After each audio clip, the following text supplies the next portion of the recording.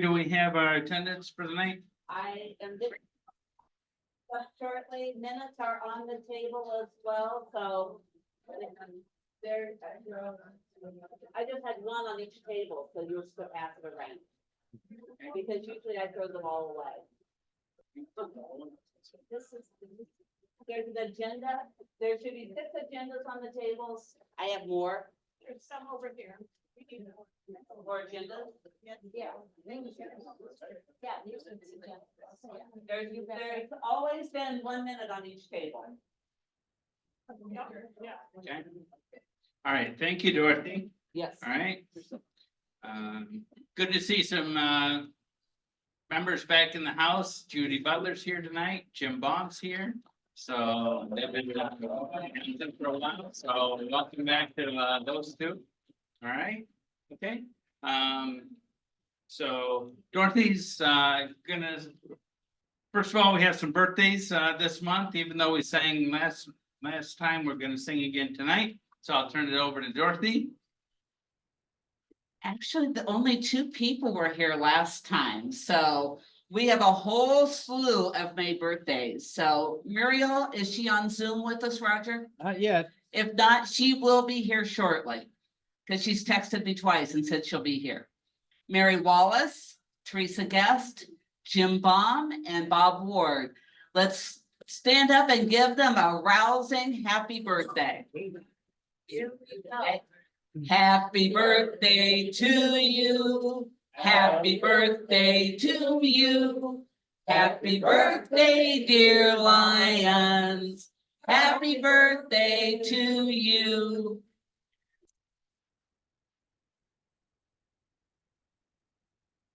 And I am not Jim Baum, and I am a little unprepared, so I'm gonna just do, don't you hear those lions roar?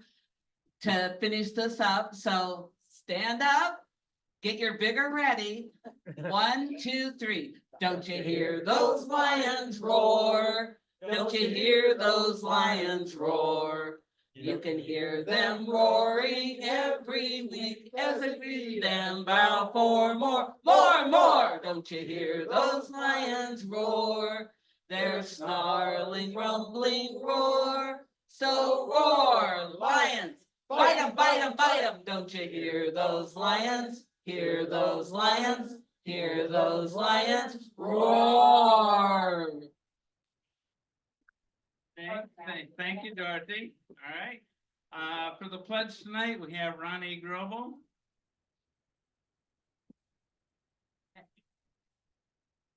Please join me. I pledge allegiance to the flag of the United States of America and to the republic for which it stands, one nation, under God, indivisible, with liberty and justice for all. And God bless our troops. Thank you. And Dorothy has the invocation.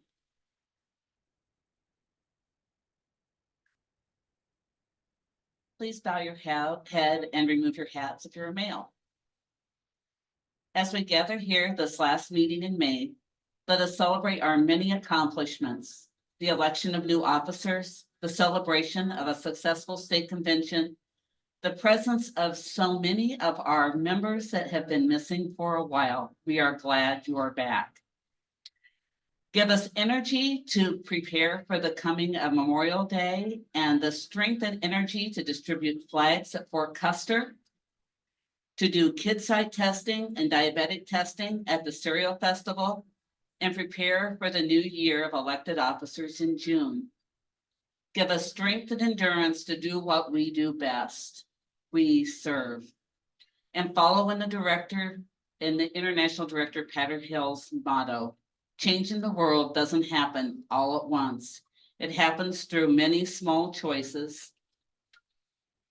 With every act of kindness, we change a life. With every Lion and Leo Club, we change a community. In Muriel's honor, amen. Okay. All right. Thank you, Dorothy. You can have a seat and get comfy now. Good on me.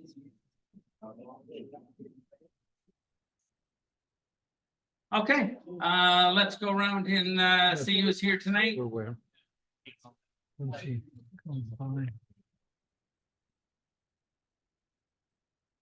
Okay, let's see who's here tonight. I'm Brian Cook. I'm your president here of Cereal City. President for about another month or so. Cereal City Lion, Mike Guzay. Cereal City Lion, Bob Harvey. Cereal City Lion, D Davis. Cereal City Lion, Mary Wallace. Cereal City Lion, Harriet Spriggs. Cereal City Lion, Teresa Guest. Cereal City Lion, Ronnie Grobel. Cereal City Lion, Ronald.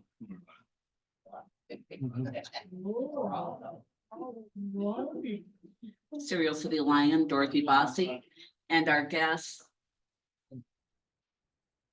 Randall Dobbertein. Maria Dobbertein.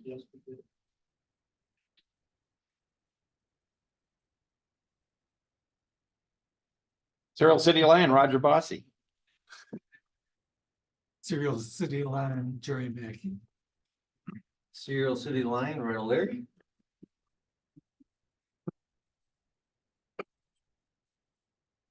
Cereal City Lion, Nancy Gallant. Cereal City Lion, Diane Sweeter. Cereal City Lion, Kay Smith. Cereal City Lion, Diane Elliott. Cereal City Lion, Jane Cook. Cereal City Lion, Judy Butler. Cereal City Lion, Bob Ward. Cereal City Lion, Maureen Baca. Cereal City Lion, Hope Swank. Cereal City Lion, Scott Swank. Cereal City Lion. Try to remember for this fine club, Jim Bond. Cereal City Lion, Tom Jacob. And back here on the back table. Cereal City Lion, Brian Trainer. All right, thank you, everybody. Welcome aboard.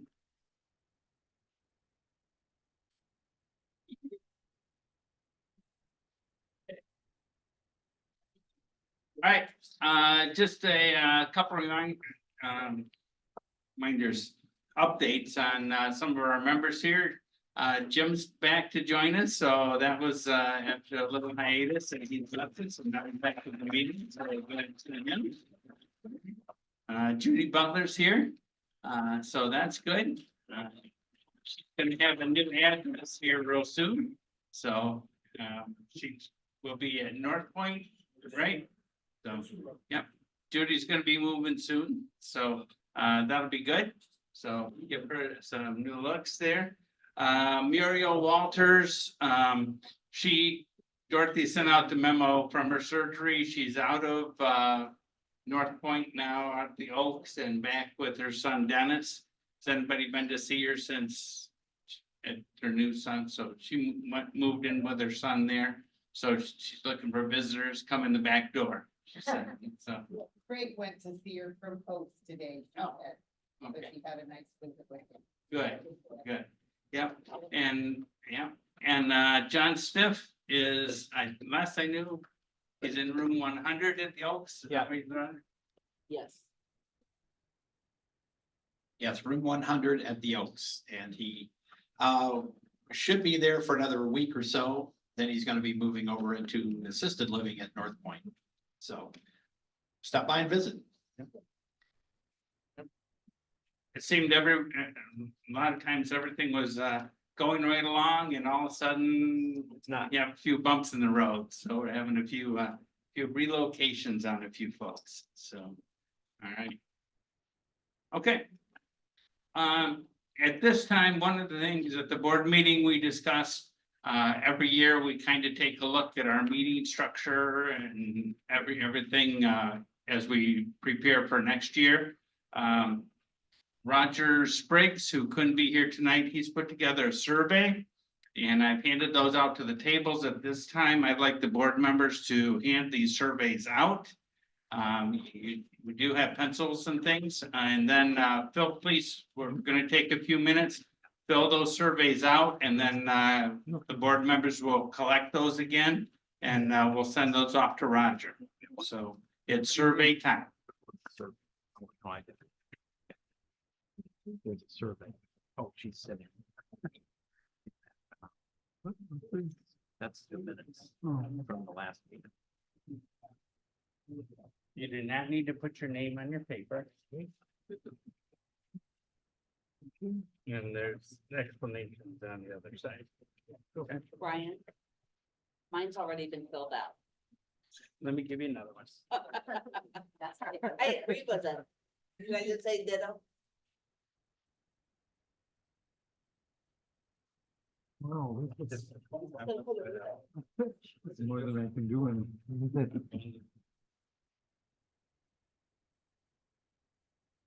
Everybody have one? We need another pencil. That's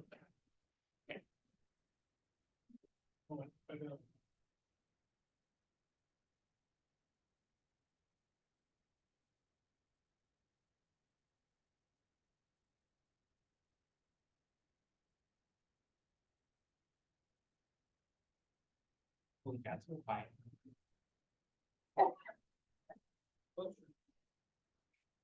Little filler for you.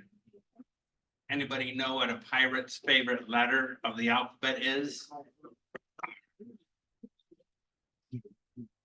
You know what you call a cow with only 2 legs? Lean beef. Da-da-da-da-da-da. Do you know what you call a cow with no legs? Ground beef.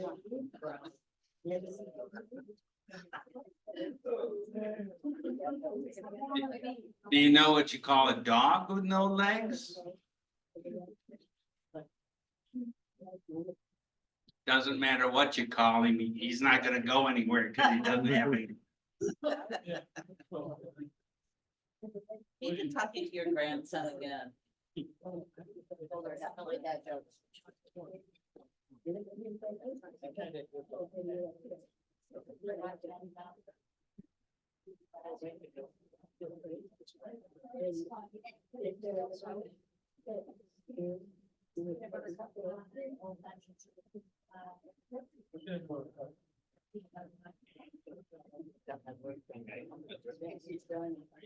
Yes, would you like me to, people are ready to collect. Actually.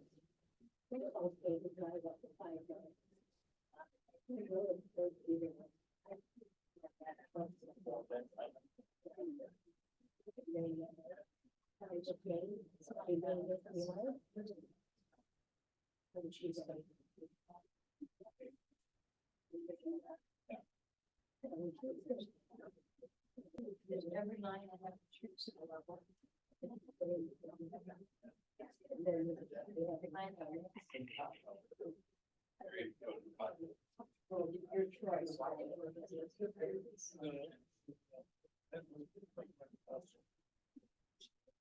If you get the surveys done, Harriet's gonna collect them.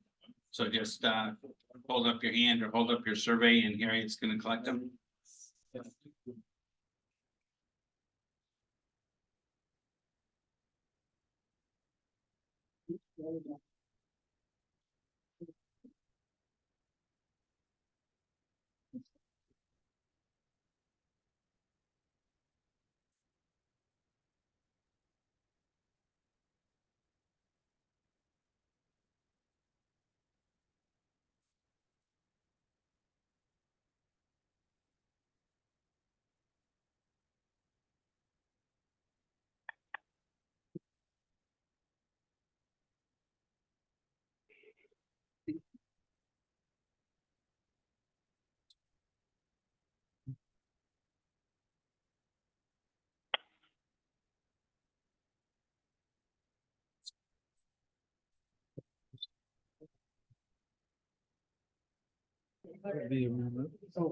Take your time. I'm sorry, yeah.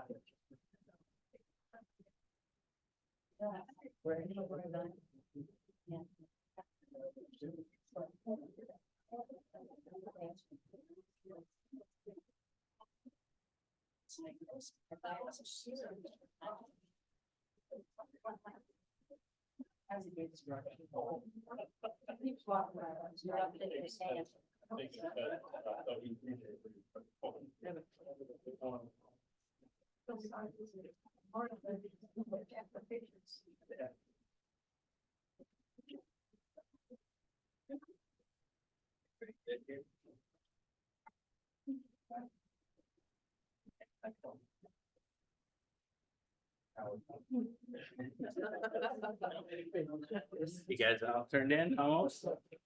There's something. Okay, take your time, Jerry. Nobody's leaving yet. Nobody's leaving I yet. thought at first- Nobody's leaving yet. I thought at first you had to go with 5, 4, 3, 2.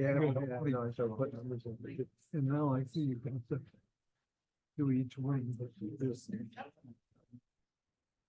Okay, while they're finishing them up, we're just, Harriet, like I said, when you get them done, just, let Harriet know and she'll have those or pick those up. And let's, go ahead and talk about a few other things. The zoo garden, which was a new project from Jane Prawl this year. We started that. And that, all those flowers have been planted and the garden's all ready, to go into maintenance mode for the summer. And we've had several Lions step up that want to help with that. So Jane couldn't make it tonight. But we'll be putting together some kind of a schedule, so everybody that wants to will get a week to weed and maintain the garden so far. It looks pretty good. The issue they're having, a little bit of issue is it's in the Jurassic Park area of the Binder Park Zoo, which is where the dinosaurs are and the kids slide, and it's a favorite for all the kids and to go, which is good because it's getting a lot of attention. And it also gets a few feet to take the shortcut through the garden to go to the next place. So, but we're watering those flowers like crazy and they're gonna make it. So be sure to check that out if you're taking your grandkids or yourself to the zoo. It's a great place to go. Funeral donations, we had a few wives of our Lions members pass away. Shar Sims, wife of Carlisle Sims, and then Carol, Glenn Alday's wife, recently passed away. At the board meeting, we decided to make some donations to their charities, and that has been accomplished. And Shar wanted some money to go to the zoo, so we sent a check to Binder Park Zoo in her name. And then Carol, we also sent a check to the Penfield Presbyterian Church, was what her charity was. So we did those in the name of Lions Club, and they will be notified from there. Okay. All right, we're just coming out the state convention. We had some Lions that went to that. And would any of them like to talk about what went on there? Okay.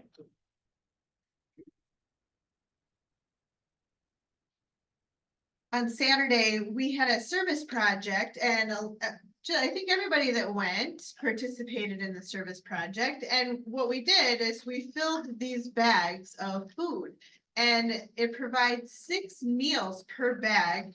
And it contains soy, rice, I think a tablespoon of dried vegetables and some bouillon, but it has like 18 and minerals in just that little scoop of bouillon. So we packaged these. I don't remember how many we did. 10,000 of these on Saturday. And they sent 12 boxes, 12 cases of these and 36 in each case home with me. And I've delivered them to the alternative ed, the adult training program, the Marshall Elementary School, Walters Elementary for their pantry, and Safe Place. So each of those places were in high need and we were able to fill some of those needs. So that was really exciting. Anybody else? Got no. Any meetings, who was their prom king? There you go. The prom was fun. It was a senior prom, play on words.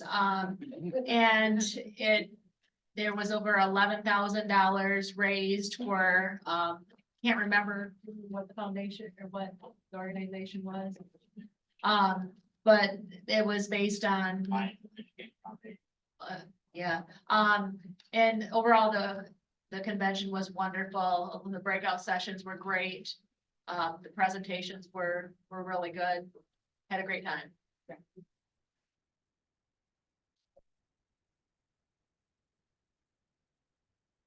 When we went to lunch, we were sitting down and oh goodness, what's his name? Brian? Roger? What was the man who sat with us name? I don't know. I don't remember. The guy that taught the class on getting new people in the clubs. Oh, Brett Brett Barrissey. Barrissey. Asked us if he could sit with us, and he sat down and talked to us. And if there was a person who had more energy and more enthusiasm about Lions, I don't think there is one. He talked about how that they meet in a coffee shop, but they were having a drive-in in their town with vintage cars. So they took coolers of water and they went down and they parked in front of where the cars were and just talked to people. And they ended up signing up people to help do a bunch of different events. He, his biggest thing that he kept saying, think outside the box. He goes, what we want is we want to do service, and to do service, we need hands, we need people, and we need to look at people from all different walks of life that we're not used to. They may not join Lions, they might, but they really want to help. And so it was really a lot of fun. As I said, we didn't invite him to sit down. He just came and said, can I sit with you? I see you have a Lions shirt on. And that's how he introduced himself to us. That's how we can all do this with other people. Okay, all right, so it was great because we had another good contingent from our club, several people of those attended, so that's why it's a good thing to do and be seen, all right? Fort Custer flags for Memorial Weekend this Saturday, the 25th at 8 o'clock out at Fort Custer. If the spirit has moved you and you'd like to go out there and put flags out for that, just show up, right? Just show up before 8 and go through about 9 o'clock and they can put in place thousands of flags. Yeah, so 8 o'clock at Fort Custer on Saturday. Okay. With the gate or? If you drive through, they'll direct you where you need to go. If you have a specific spot you want to go to, tell them where you want to go. Otherwise, they will tell you where there's open spots. Yeah, so 8 o'clock, that's this Saturday out at Fort Custer, if you'd like to put the flags out for the veterans out there, all right? Kind of our next project coming up, which will be here fairly soon, is the Breakfast Festival downtown, the Battle Creek Breakfast Festival, and I'll let Hope talk about that. We've got the Kid Site trailer coming, and it's a pretty good social event. There's a sign-up sheet on the table. If you plan on helping, it's broke down by different sections. There's a setup section and the Lions costume, the regular volunteers, if you're Kid Site trained, and then the clean up and take, the takedown crew. Anybody, we really need volunteers. There's a lot of people out of town, so if you're gonna be there, we really would like to know who's planning on being there. We're gonna start setting up at like 6 a.m. and we should be done. The festival's over by noon, and then we'll be cleaning up. So if you can help with that, we'd really appreciate it. And then the water. And then I also have a sign-up sheet for July 6th. It's our water station that's out at the Balloon Festival. That's where the Serial City Athletics is kind enough to donate us $300 for helping run the water station. There's really a job for anybody who wants to help out. We just give water and snacks to the runners that come by. And it's from approximately 6 a.m. till about 10:30. And it's really a pretty easy job, but there's a sign up sheet for anybody interested in that. What was the date? It is July 6th.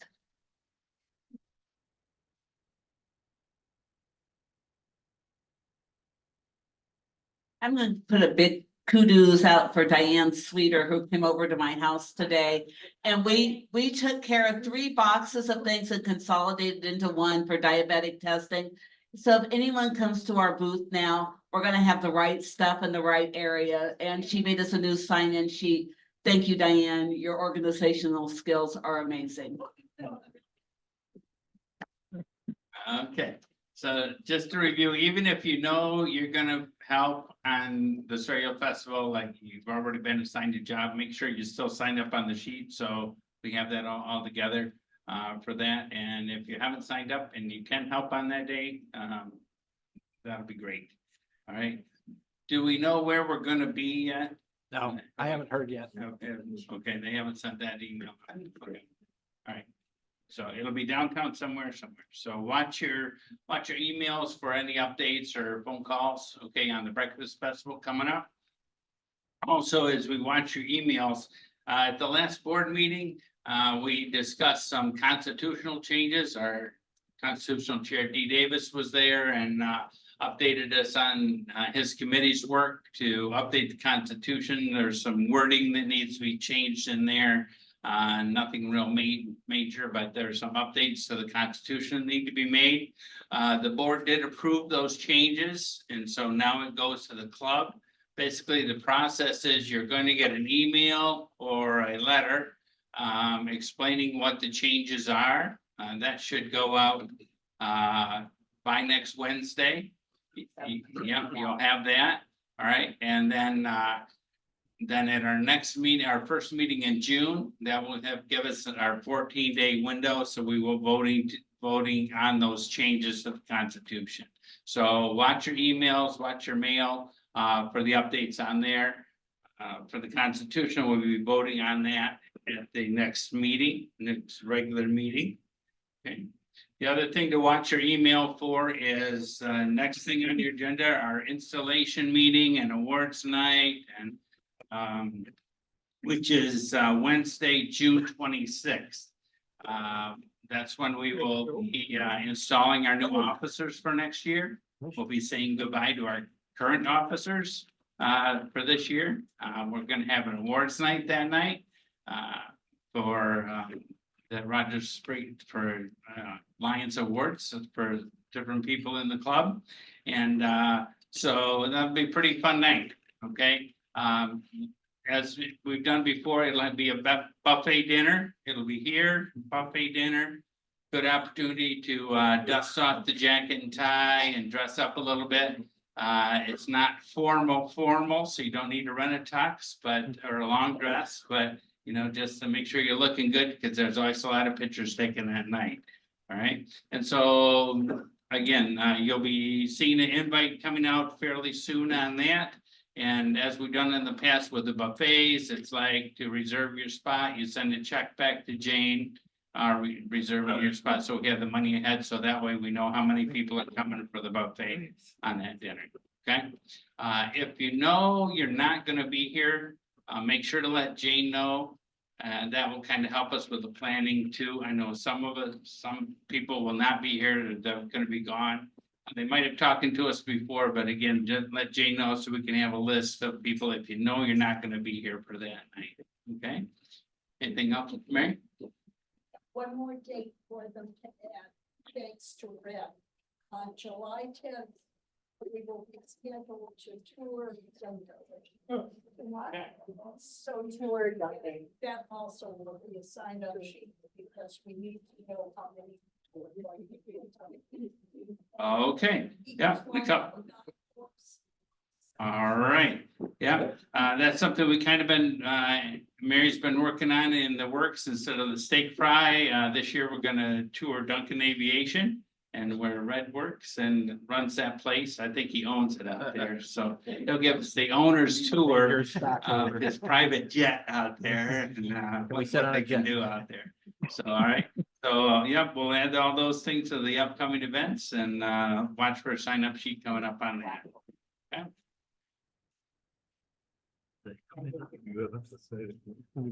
July 10th. Okay, I'm gonna turn it over to, oh, one other thing. Dorothy. Just a quick note, we had a very nice letter sent back from Eric LaFerry from last month when he came and talked about the agricultural area that they're running kind of by Climax and how much that he really enjoyed talking to us, and he really welcomes us all to come out for a tour with them. So another opportunity for a good place to go, and who knows, we might either get an ox ride, a mule ride, or a draft horse ride. They all pulled the wagon, but he was very pleased with all of us. All righty, well, it's now time for our special speaker of the evening. And tonight we have Maria Dobbertein. And she is the owner of Functional Kids Therapy Centers. She's a licensed and board certified occupational therapist and massage therapist and does lots of things with health and wellness of children. And here's Maria. Good evening. Thank you so much for having me. I'm very excited to be here tonight and just tell you a little bit about what I do and what my organization does. We actually have 3 locations. Calhoun County is actually the first location that I opened. So my background, a little bit more about me is like he said, I am an occupational therapist by trade. I have a master's degree in science. So I definitely share your value of serving others. That's always been something that's really big on my to-do. I'm the oldest of 6 kiddos, grew up on a farm. So we really were raised like that's part of what you do. You help others. And so that is a lot of what our organization does. We service children between the ages of 0 to 18, and we are very rare in the sense that we are a privately owned clinic. So I started it when Southwest Regional Rehab Center closed down. I don't know if any of you guys remember that. I was the last occupational therapist that was there serving children. And when they closed, I was basically without a job and there were no other jobs in the area. And it just kind of fell into owning my own business. So wasn't really something I sought out, but happened and it worked out really well. So we actually have a location here in Calhoun County. We have a location in the Caledonia area, so closer to Grand Rapids.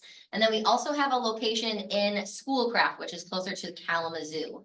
So if you want to flip to the next slide, this is just a bunch of the boring things about me. Like you said, basically, I went to school for a very, very, very long time. So I love school. I love learning. I'm continuing to learn. The kids definitely keep me on my toes. I'm trained in a lot of different things that benefit children. I do work with some adults. Specifically, I'm here talking to you tonight about Irlen syndrome because it is a visual perceptual issue that affects not only children, but it also affects adults. And one of the things that I'm seeing more in my practice is that there is a huge need for more community involvement and awareness and education. So I'm doing a lot more community outreach and trying to tell people more about what we do, collaborating with members of the community, teachers, psychologists, neuropsychologists, physicians, you name it. We're working with lots and lots of different professionals in all of our locations. So it very much is my mission to serve children. We are one of the only privately owned clinics that also services Medicaid, which you can imagine there's a very high need in this area. There's a very high population of Medicaid. So we are one of the only privately owned clinics that actually does take Medicaid, which is very unique to us. We are not actually even donation based. I'm just very Dutch and pinch my pennies very well. So we continue to offer those services to children, even if they are on Medicaid or even if they don't have coverage, we try to help find them care. So I'm trying to get your screen to change. So. Okay. The kit that I brought here tonight, if anybody is interested in looking at it, contains the Irlen lenses themselves. I've been doing presentations to schools, teachers about what is Irlen syndrome and actually showing people how to do the kind of pre-screenings or what symptoms to look for. So children specifically with Irlen are actually children who struggle to read, They're oftentimes children who already are in a prescription pair of glasses, but they are still having these abnormal symptoms. So maybe they'll say to me that the text on the page wiggles, or it waves, or it disappears, or the page flashes at them, or they get headaches. These are some of the symptoms that we'll see with children with Irlen syndrome. So the glasses, I actually brought an example of the glasses and the overlays. This is an example of an overlay that actually just goes right over the page that they're reading. So this looks like kind of like a transparency, but if you put it on the text, it reduces the glare and the white. And so these come in different colors, and the classrooms can all be equipped with these. Teachers love them. They're very easy to use. And for some children, it makes an immediate difference. So I work with children both that are completely illiterate or not reading at all. And then I do have some kids that are just struggling readers. So the glasses is the other part of the Irlen product, and that is kind of like what you see here. So these lenses kind of have like a teal or blue color to them. My own daughter has Irlen syndrome, so she was a struggling reader as well. And then my husband came home one day and I was like, I don't know what to do with this child. He's like, well, have you screened her for Irlen? And I just looked at him. I'm like, I don't like it when you're right, but you're right. And she does. And she has just blossomed. So we actually just got her reading scores back today, and she is now in the top 67th percentile for her age. But it took us realizing she had this issue, and she was a wiggler, so she couldn't sit still. She was mislabeled with ADD, ADHD, but she's very bright. And this was a way that she could adapt and keep up with her peers and learn. She actually no longer needed tutoring, because once she got the lenses, the text stopped doing all those weird things. So Irlen is basically a visual processing problem. So when we talk about what is Irlen, it's basically a visual processing problem in the brain. So the brain sees something different than what's on the page. Sometimes they can start by seeing things clearly, and then all of a sudden it changes. So basically the brain has a hard time processing the visual information. So in order to get tinted, you have to have had an eye exam. So in line with your guys' mission of making sure these people have glasses, I have to make sure they've had an eye exam to rule out it being an acuity issue. So Irlen can be with having an acuity issue, or it can be all on its own, right? But either way, the kiddos have to be screened for that to make sure that they're getting the best care possible. And within the district, so there's actually several teachers in our area that are trained in this. At my clinic, we also have several of our occupational therapists that are trained and certified to do the Irlen screenings. My hope is actually to provide training to every single school district and have an Irlen screener in every single school district. So that is my hope. And then to put the Irlen overlays into the hands of every classroom, especially those early intervention classrooms, where the teachers can just pull them out and use them and make a big difference with those kids right away. My best story so far this year, I had a 10-year-old young man who was being suspended. He was on a high dose of Ritalin, and within an hour, he went from reading nothing to reading fluently, and he had never done that in his life. He's now off his Ritalin completely, and he's sleeping through the night, and he's no longer suspended from school. He's participating in his classroom activities, and he's doing much, much better. So in order for me to do this, basically, I had to go to school. So I had to be a screener for 5 years, and then I also had to go all the way to California and get trained and certified for about 2 weeks of intense training. So to become a screener, you can be a teacher, you can be a psychologist, and you can be a variety of different backgrounds. You learn that over the course of just 2 days. So that is a little bit more straightforward. You could skip to the next one. Like a little, you might have to hit it a couple times for it to go.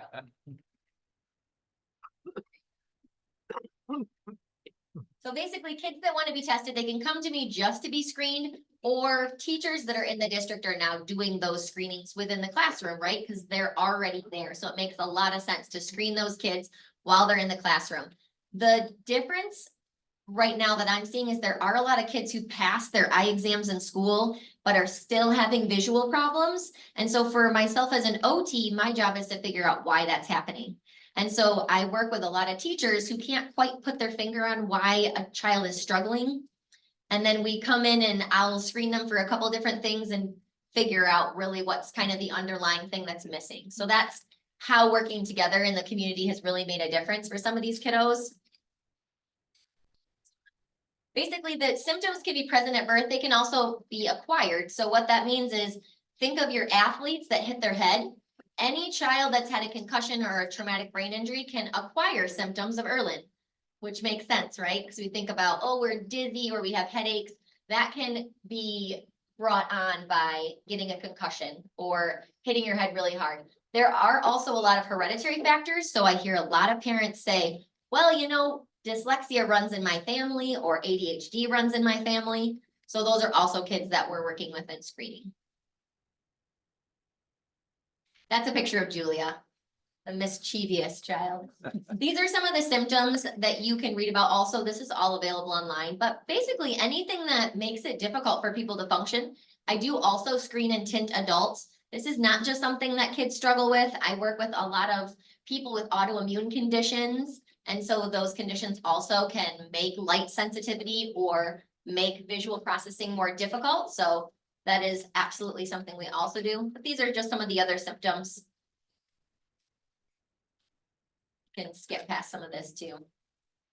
Basically, any child that has difficulty paying attention, any child that has a hard time reading out loud, if they have a lot of errors when they read, if they get physical pain. I don't know how many of you have, I'm sure a lot of you have grandkids, right?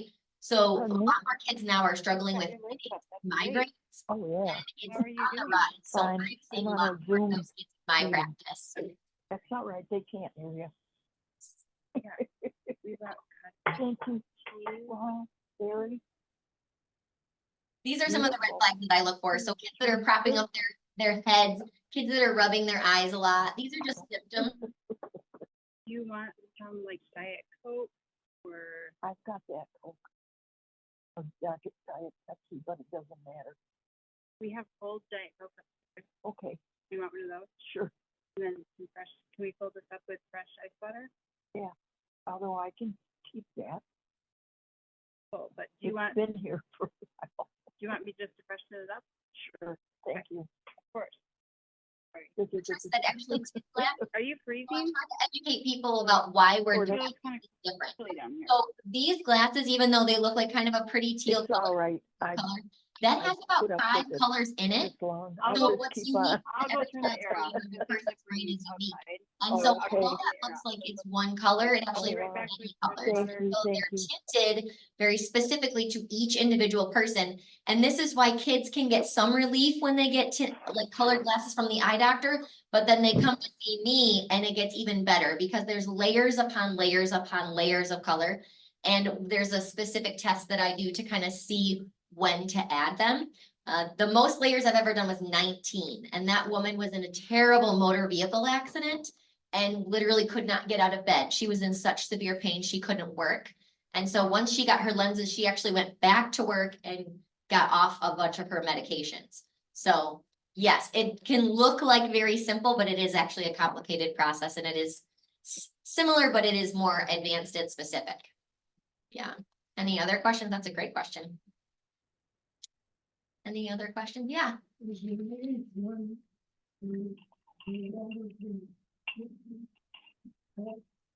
So for children, we usually don't see anyone past 18 just because there are specific programs that might be more tailored to them as an adult. Every once in a while, I've seen adult patients. I do also myofascial release work with women if they've had physical pain or trauma.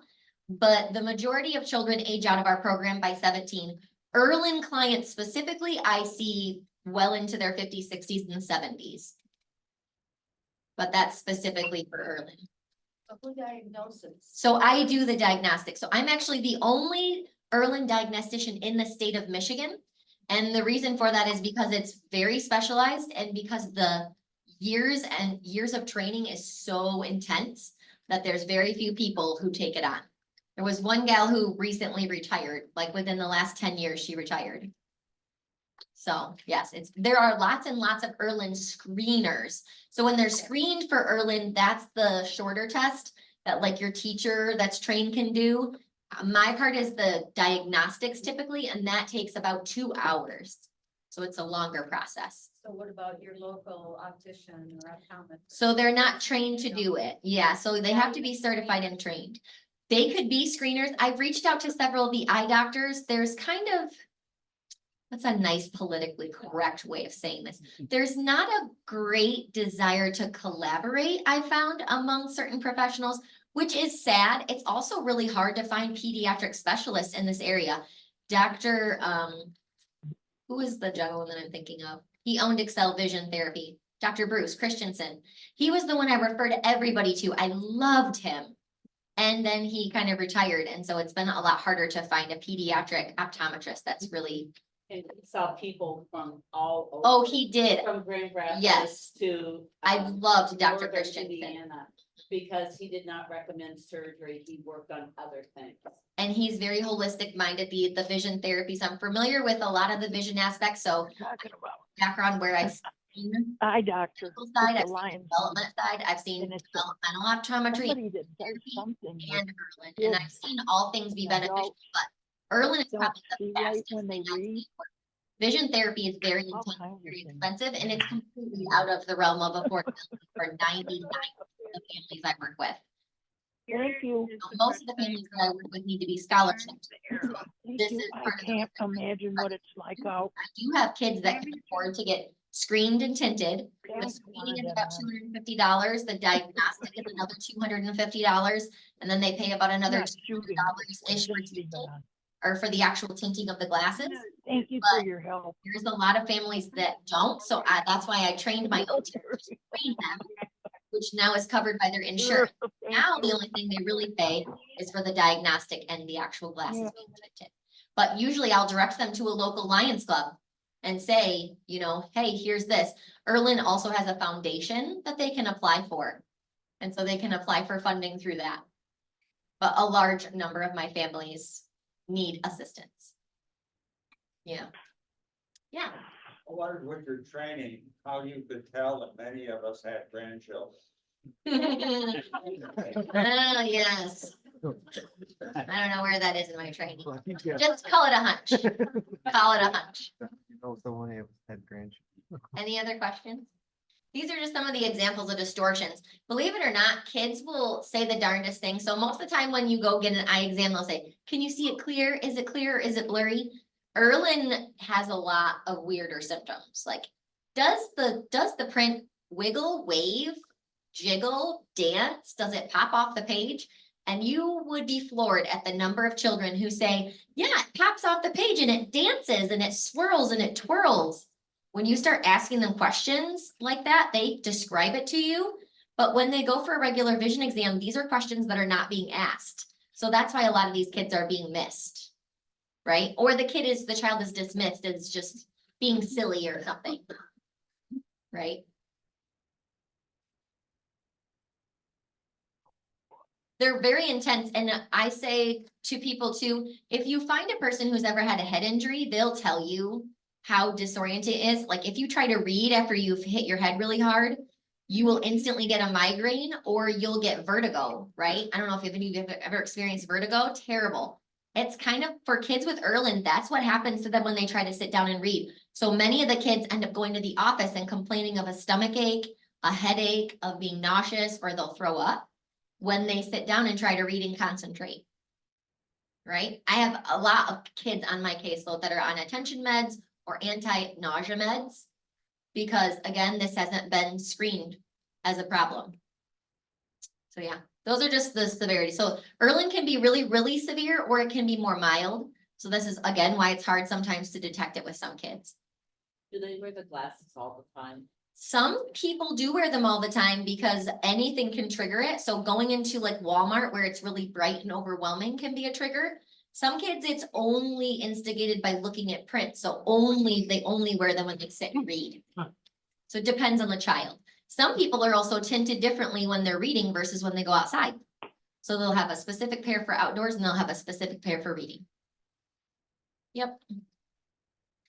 There's a lot of children that get a misdiagnosis. So lots of kids that I worked with, like I said, the younger man that I worked with this year, 10 years old, has been in special ed his entire life.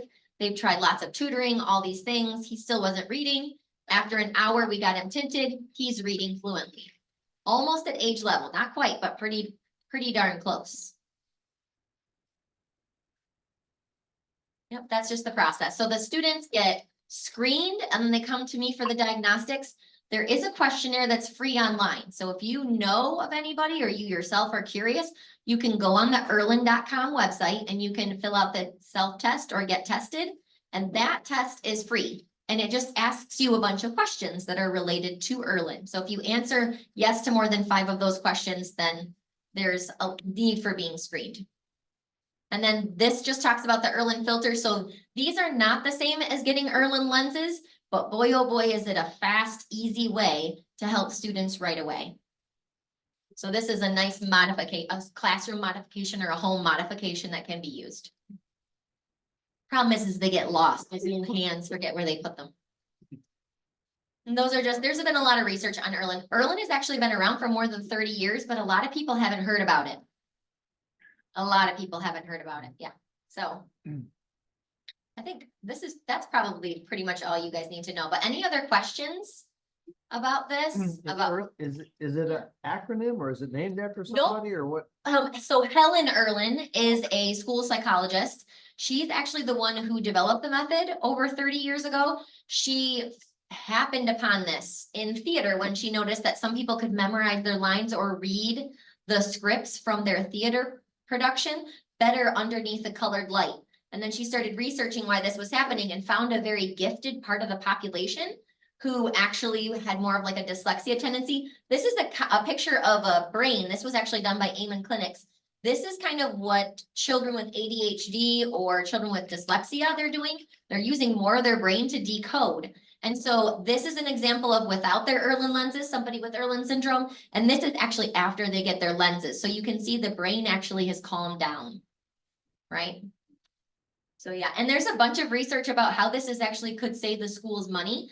I just got a call from the state of Michigan. There's a woman who runs the prison special ed, and she's actually looking to get trained because she is seeing this in the population of male inmates that are incarcerated. So she actually is going to get certified because she wants to do this specifically with inmates to help remediate their learning difficulties.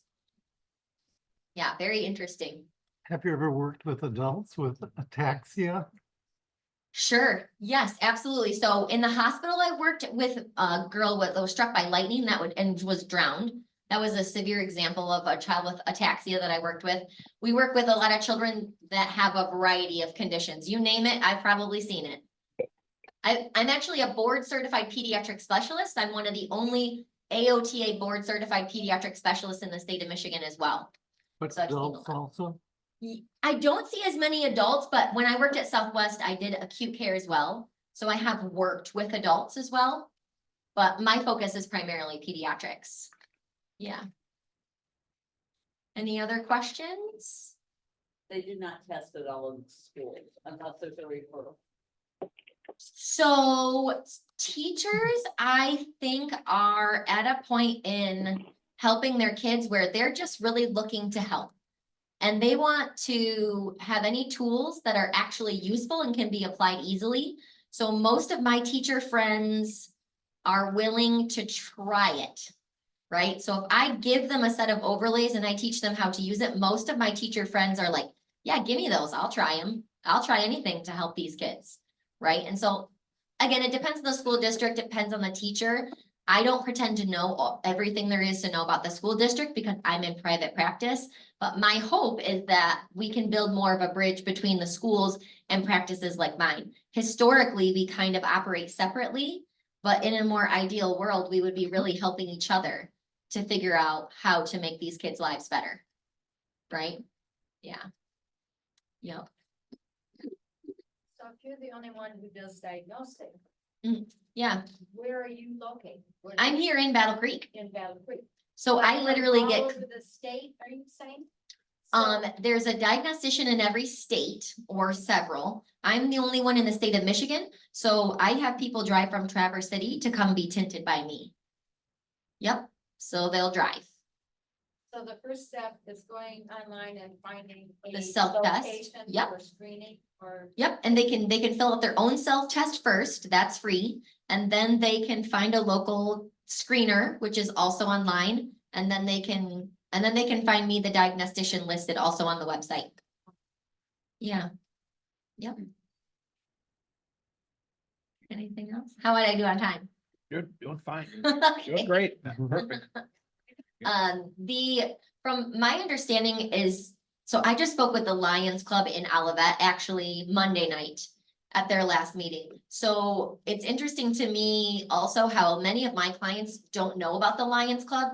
So when I tell them about the clubs, it also gives them an opportunity to learn more about what you guys do, which I think is very helpful, especially because many of these family members have other relatives that obviously might use your services or get involved. So my job is also tonight to gain more of a regular understanding of who is the regular contact person. Because when I send them, I tell them like, just contact your local Lions group.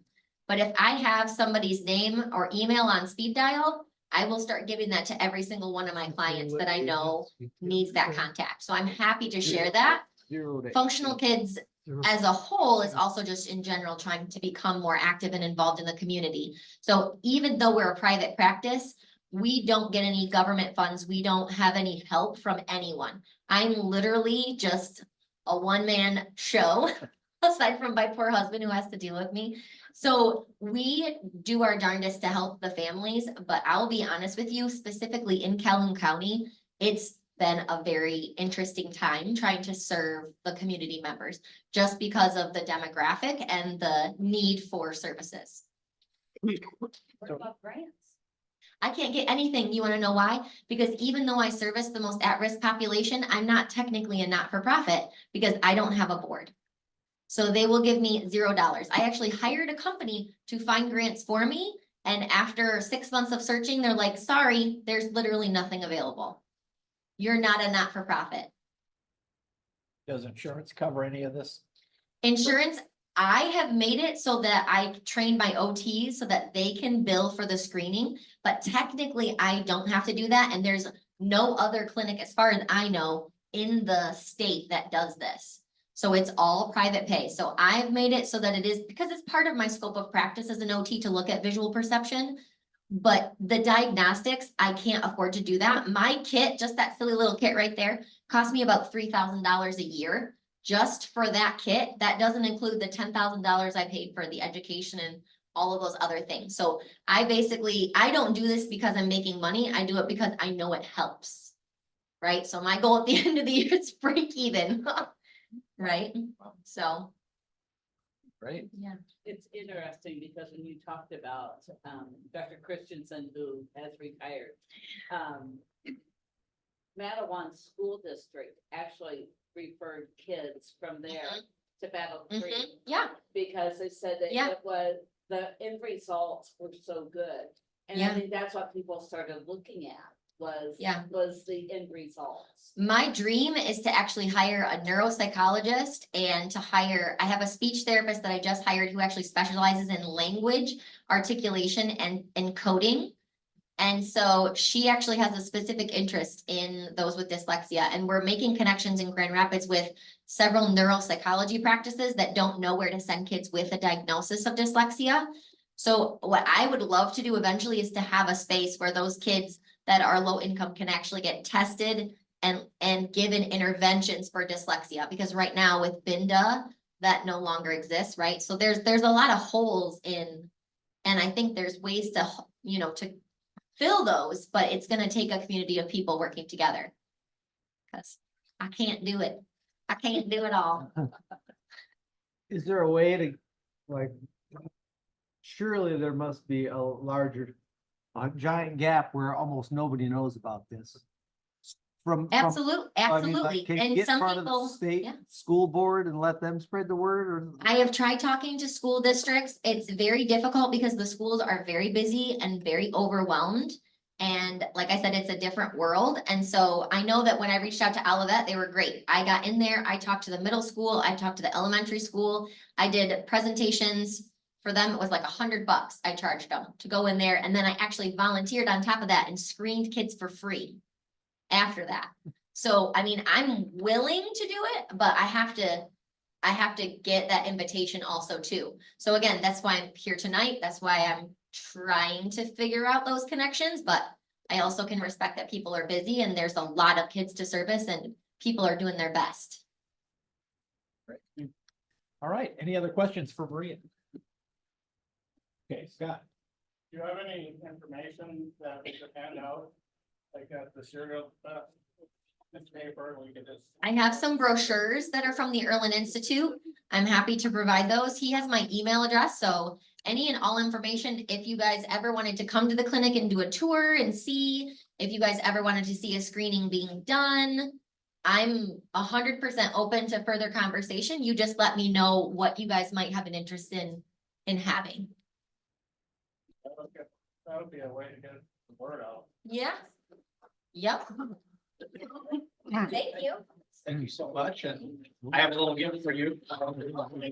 We have a little keychain and a nice pen that has our contact information on there, Okay, so. awesome. So if you forget, I won't call forget. us, you can call us. Thank you. Thank you so much. Good.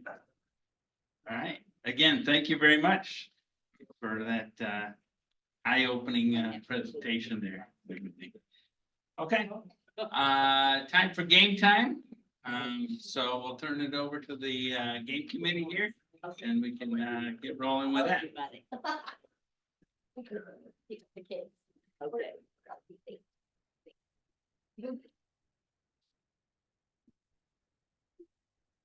Good evening, everybody. Be ready for 50-50? Got it. All right. Thank you. We're gonna go 2 big pots today of $14 each.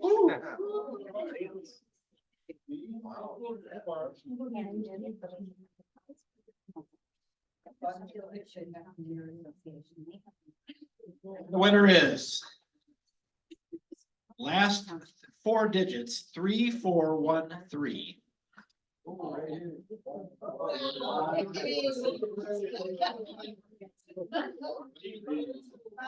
Mike can put some gas in that motorcycle. Thank you very much.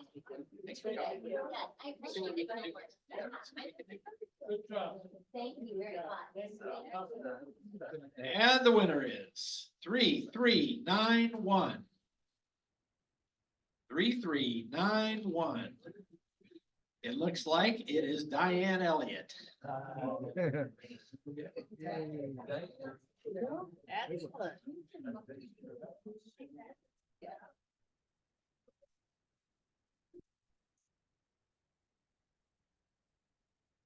Right. What's next? The card game? Card game.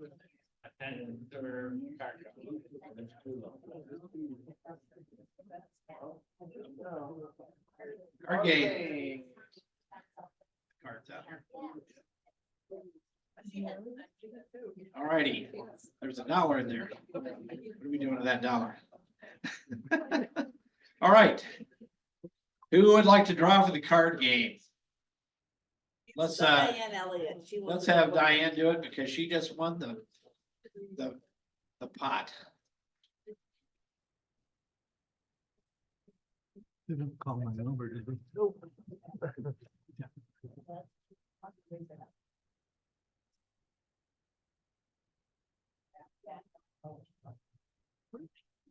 Okay, the winner is 3660. All right, Diane Sweeter.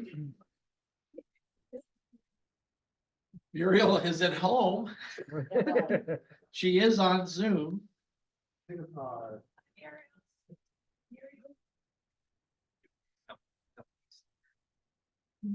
you very much. 6 club. Six of spades. 6 of spades. Wrong spade. Wrong spade. And it gets eliminated.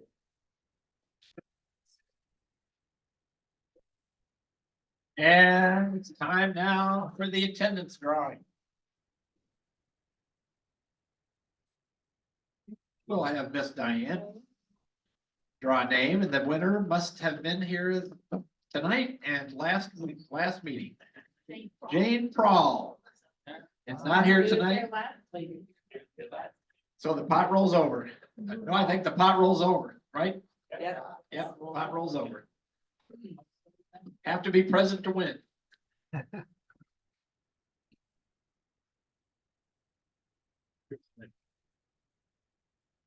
All right, there's a lid. All righty, Morning. Happy bucks. happy bucks. Miss Maureen. Thank you. Okay, I'll start over here. All right, I have one for Sorry. the district convention that we attended on Saturday for everyone who came. And then I have one for all the upcoming new board members, et cetera. So there you go. Maybe yet. I have one for attending the convention. It was kind of strange not to be there for the full 3 days, but Roger and I went up for the day on Saturday. And it was very exciting to actually meet another past international president. He was the keynote speaker, he and his wife. His wife spoke at the breakfast meeting Saturday morning, and then he spoke just a little bit, but I got to meet him personally. I just walked up to him and I said, "Sir," and he turned around and we had a chat for about 5 minutes. So that was kind of exciting. Another one is for seeing Jim Baum back here tonight and Judy. That's nice, both of them. And Muriel hopefully is still on Zoom. And hopefully my husband will get better soon. He's just got a tummy bug, so. Thank you.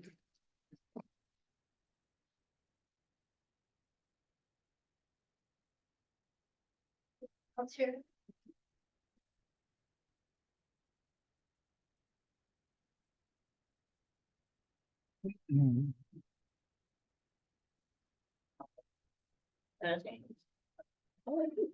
The first is for the program. I always think anything that helps us figure out why kids aren't able to read and enjoy things is always a good thing to hear. I really liked her ideas of doing things that help the kids, that wasn't invasive. That was great. My other is, what an amazing year we're finishing up. We're heading into June and the new officers coming on. It has been a great ride, and boy, Brian, it's gonna be strange not seeing you up in front after June.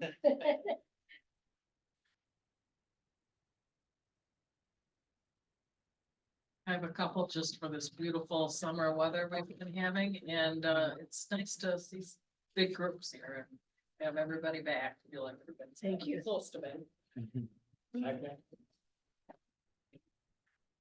One for our guest speaker, terrific information.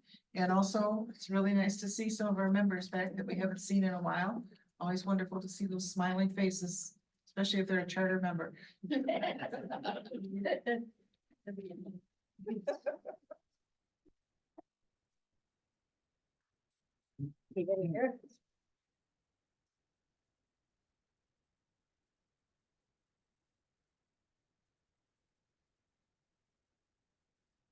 Got a couple, just one for the program that I had never heard that.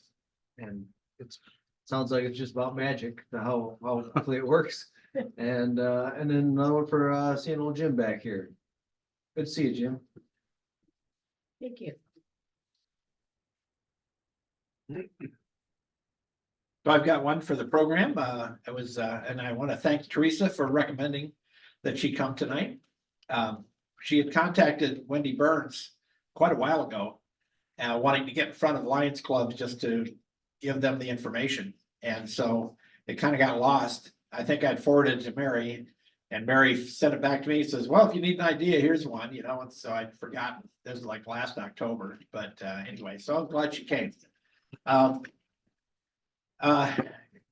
our members, missing members that are back, and we hope that those who are still missing are getting better. So Muriel, if you hear me, that's you.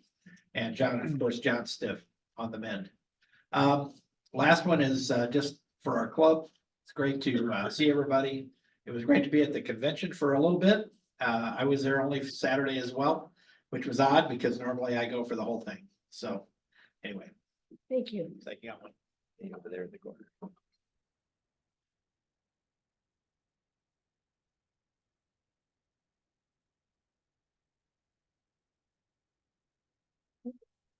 one, just to say, it's great to see everybody again. I've missed quite a few meetings here lately, and I apologize for that, so I'll try to be more prompt.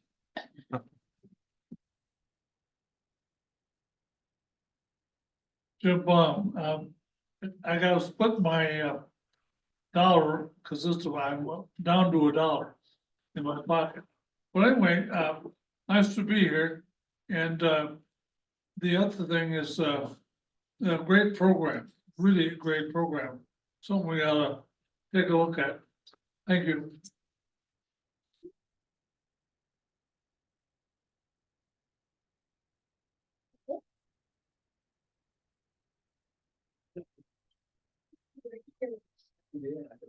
Give her glasses back, so she was thankful to get those back.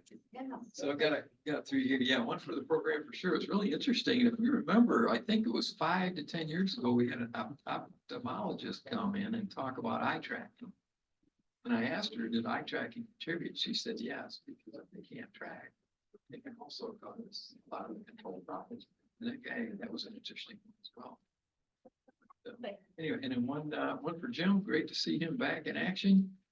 And I appreciate you coming. And the third is I had a great time with our grandkids, all last weekend.